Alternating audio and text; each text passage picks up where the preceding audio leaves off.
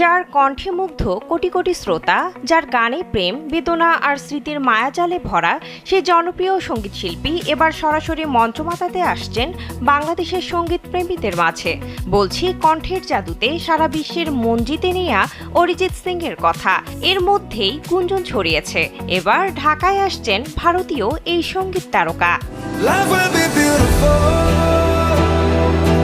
Triple time communication ও ticket tomorrow platform থেকে অরিজিৎ আসার বিষয়ে এরই মধ্যে অনলাইন প্রচারণা শুরু করেছে।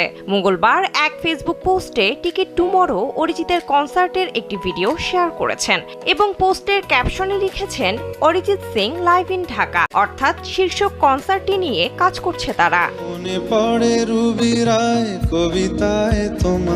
পোস্টটি শেয়ারের পর থেকেই যেন ঝড় উঠেছে সোশ্যাল মিডিয়ায়। তবে নাম না প্রকাশের শর্তে প্রতিষ্ঠানটির এক কর্মকর্তা দেশীয় গণমাধ্যমকে জানান বিষয়টি এখনো প্রাথমিক পর্যায়ে রয়েছে, কনসার্টের বিষয়টি চূড়ান্ত হয়নি। তিনি আরও বলেন, অরিজিৎ সিং এর সঙ্গে আমরা কয়েক দফায় যোগাযোগ করেছি। জাতীয় সংসদ নির্বাচনের আগে কনসার্টটি করার পরিকল্পনা নেই।